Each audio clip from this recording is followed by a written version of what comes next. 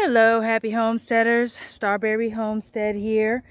I'm here to give you a July update on the garden. I don't think I've done one. And it's because if you, like me, are in the throes of the first of summer and everything is exploding, as you can see, grapevine has come a long way. I've been training it along the trellis. Peppers are finally starting to look better. I guess they just needed more heat. They've lost that yellow cast, but they're flowering, but there's still no peppers on them. Now the eggplant has been producing. I've been gathering eggplant. The Ichibans here are really producing. And I've gotten more than a few of these white eggplant already we've been eating, but it's still more than what we can eat, so I just give them away. Of course, give them to our daughter or to people at work. My red curry squash, they're starting to take off. There's flowers in here, and I've seen bees pollinating. I did the dumbest thing with this watermelon, so I decided to do some pruning on it. A rabbit jumped out of here this morning, so Lord knows what it was doing in here. It looks a little sad right now, but I cut some of the dead stuff that I saw over here to make room for some of these smaller watermelons, as you can see on here. Now the problem is I had a nice sized watermelon on here.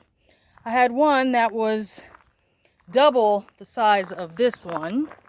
You can see by the shape of my hand, it was about 2 feet long, 8 inches around, and I accidentally broke the vine off of it. It was my first watermelon of the season, so I'm kind of heartbroken about it, but there's more watermelon in here, so I just can't be attached to things. We make mistakes, dumb things happen, but you know what? The bees have been very busy, and this plot here with the watermelon in it, this area has been pretty active, so I can't complain. We can just only hope and see. There's another one in here. The one that I lost was, let's see here, Charleston Gray. And the plant was already looking, see, a bit sad and yellow. So I don't know. We'll just see what happens. But in the meantime, lettuce has been planted in this bed. There's some over here. It looks a little sad because it's hot out here right now. There's parsnips and carrots and lettuce seeds in here. But for now, between the rain and the heat and slugs seems they're just eating everything. Every time I see a seedling, I turn back around the next day, they're gone. So yeah, I've had to do slug traps, slug pellets. I've done everything, egg shells, and there's nothing that seems to be working. I don't really want to use the slug pellets, but you know what? Whatever. I've got to do what I have to do, because yeah, they are taking our food. So cucumbers are looking great. There's some in here I need to go ahead and harvest. We've had our fair share of cucumbers. There's just a ton of them. And we're going to be going out of town for a week. So I kind of let Cassie sit her. I was like, please come and gather what you need while we're out of town because we can't eat all of this. The broccoli situation. Okay. I think in one of these videos I asked for your opinion on what a broccoli head's supposed to look like. I don't know if this is supposed to be a sprouting broccoli head. I've kept them covered just to keep birds off and the worms, but the worms still find their way in. So at this point, I spray BT. It's mostly for rabbit protection at this point. But I don't know if this is going to be a broccoli head or if it's about to flower. I'm kind of over it at this point. There's one there too. Because I've already got the fall broccoli started. I just need to pot up the seedlings that I have. And there's still cabbage in here, and the cipollini onions that I need to harvest. I'll probably do a video on that. So I wanted to pile, so what is it called? You guys, I am so tired. Hill up my potatoes that have been looking sad for the longest here. It's just been so hot. They go from being bright green to yellow to flowering to flopping over. So I put cardboard around it so I can increase the height of my hills. So I don't know what I'm gonna find in here. Like I said, it's just been so wet and hot, but they keep going, so I'm just gonna let them do what they're going to do. Some tomatoes finally on this, what did I call it? I think it was called a Starburst or something. And my bush steak tomatoes are finally starting to produce. Green Giant over here, I'll be lucky if I get anything out of that. It's had such a slow season so far. I don't know if it's gonna make it, if I'll have even any tomatoes when the frost comes. Okra. So note to self, maybe plant less okra, but you know what? I've been giving it away. It's just every day, every single day, I have to gather okra from this thing. It is so prolific. This is Clemson Spineless. And I planted 2 rows just because I've never planted okra. And I'm like, well, you can't have too much okra, right? Yeah, you can. You can have too much okra. But I give it away, pickle it, that sort of thing. So I'm not actually going to complain. I guess I'm more so complaining about all the hard work that I have to do. But I love it, so it's really not, it's kind of just like half-hearted complaining. My white scallop squash are still producing. They're starting to get some powdery mildew, which is kind of expected around this stage. They've been in the ground,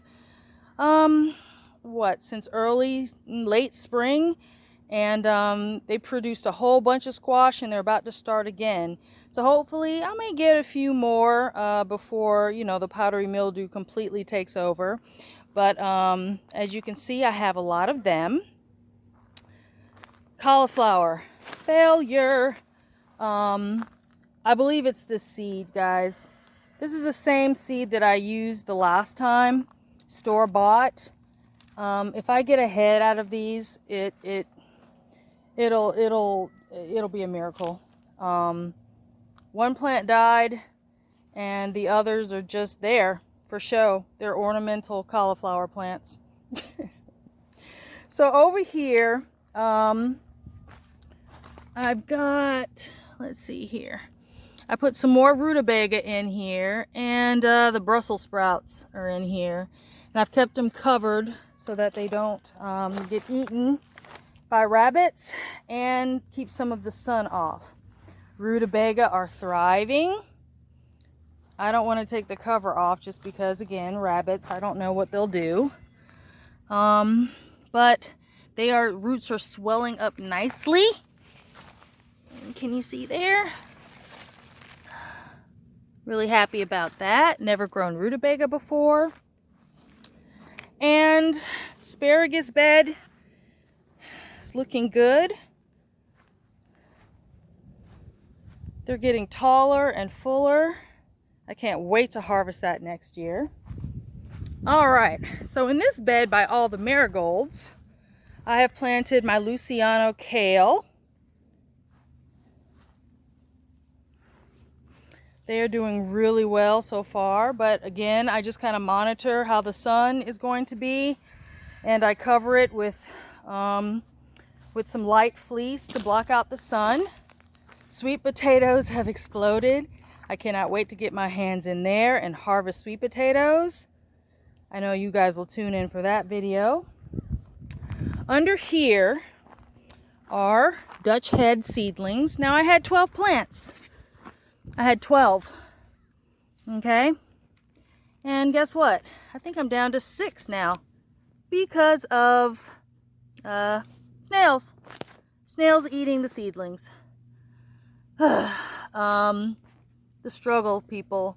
The struggle is real. I need to prune these strawberry plants.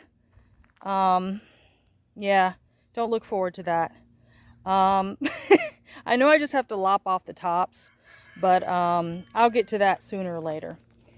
And last but not least, well, it's not really last, my bed where I have some cabbage in here, my parsnips, and my carrots. Those are still doing well. Again, I had some seedlings over here, but yeah, snails.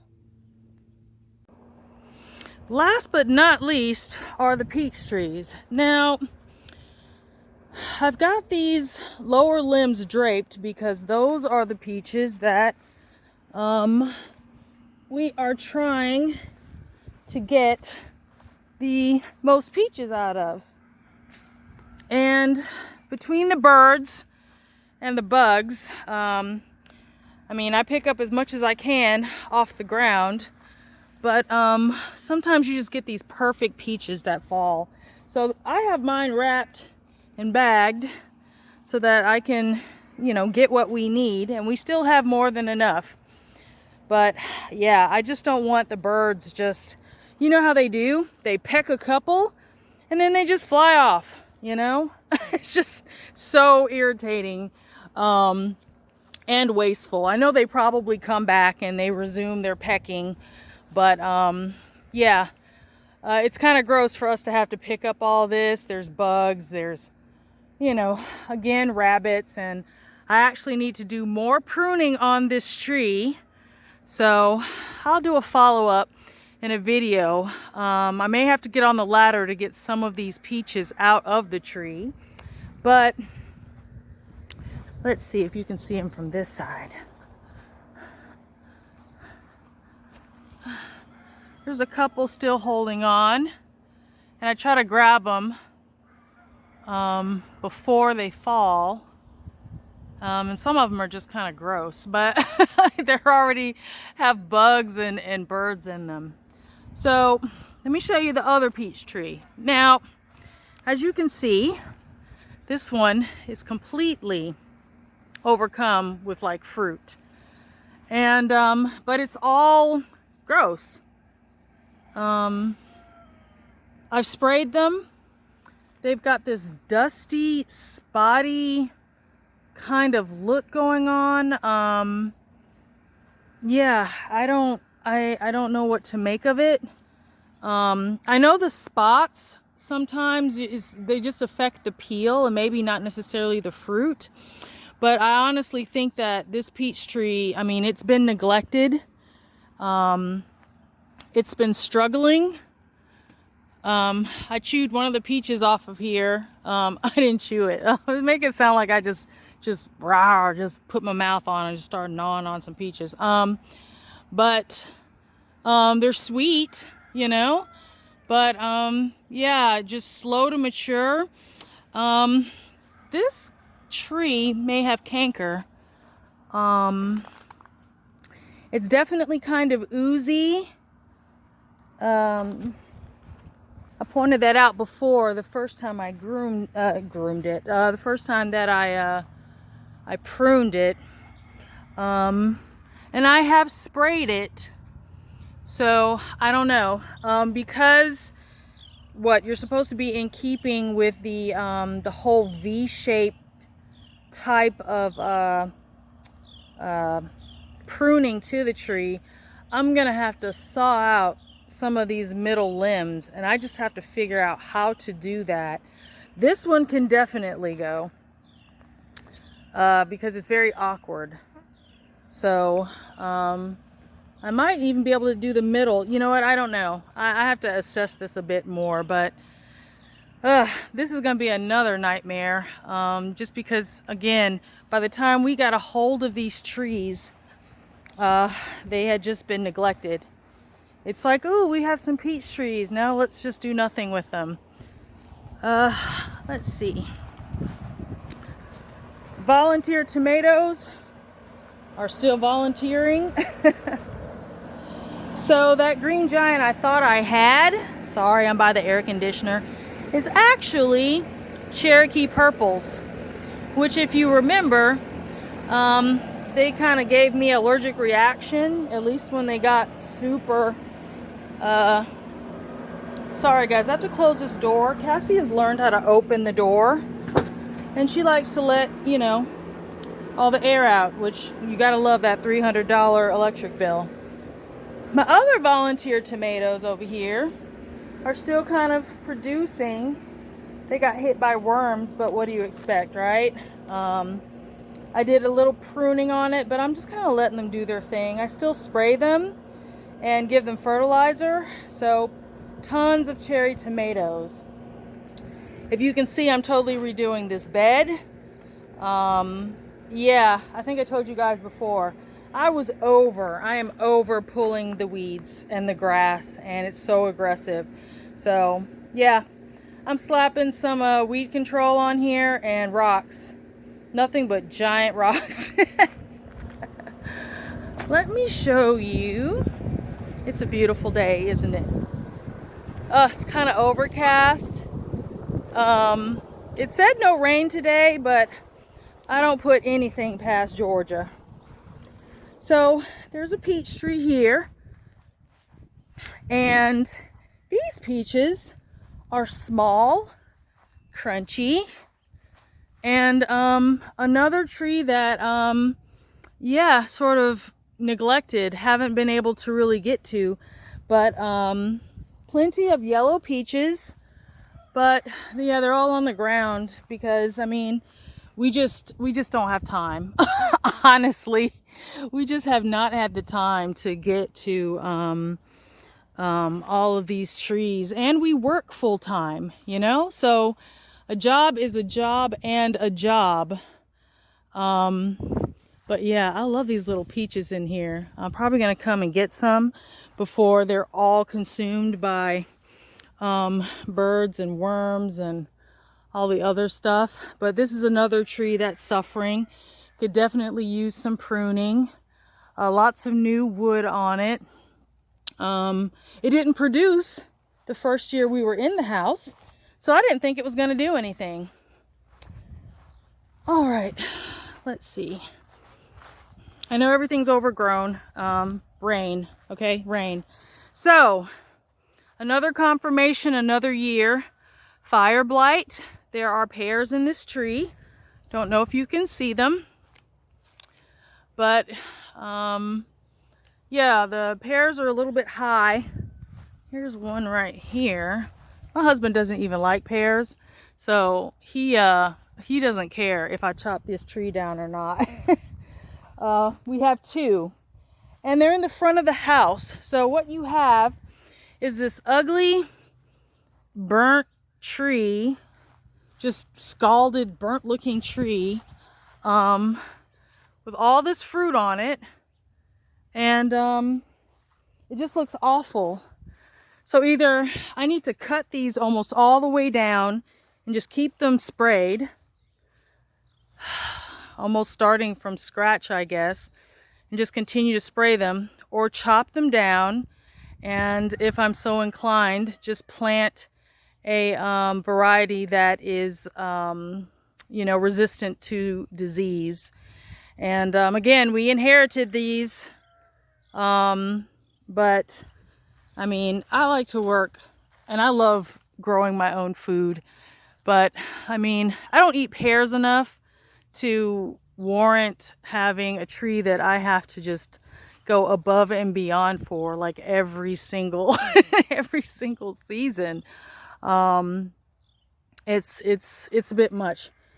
Gonna think on that some more. The front yard is completely just overgrown. Again, haven't been able to do anything because of the 90-degree days. It is just roasting hot, and when it's not roasting hot, it is raining and roasting hot. So a lot of the front yard projects that I was going to work on, we won't be working on them yet. Weeds. Welcome to our garden of weeds, everyone. I'm sure there's some great weeds in here for like medicinal purposes, or maybe not. But yeah, this is all that underneath. They're going underneath some weed barrier and filled with rocks. And we're gonna do something cute with this enclave, maybe a little sitting area. Don't know, but yeah, trying not to make it look too like junky, like hermits live here. But it is what it is. There's the other hideous tree. This is the one where I did my video on pruning, and my chainsaw kind of died on me, and I didn't have a chance to just completely, you know, lop off the top. But you guys, I'm honestly at this point, yeah, I like to have curbside appeal.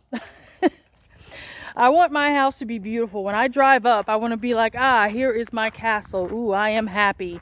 And when you've got, just ignore the weeds, okay, but when you've got like these ugly trees in the front blocking the view of your house, they're not really doing anything. They're not aesthetically pleasing, and they're unable to produce fruit because they're diseased. So yeah, as soon as we get back, yeah, that's probably going to be what happens next, is chainsaw to these guys. And the front yard's been neglected too because of keeping the garden and getting the garden up and running, which it is. So now it's all just maintenance. Well, I hope you enjoyed this tour. If you guys are experiencing crazy weather, ups and downs, the pests, the worms, the caterpillars, everything eating all of it, just all of everything that you have, there's something out here just decimating it. I hope you are having a wonderful summer so far. Let me know what your challenges are, and if you've been able to get some decent harvests, even outside of all the challenges of this season. But until then, we'll see you next time. Be happy, be well, and be blessed. We'll see you next time.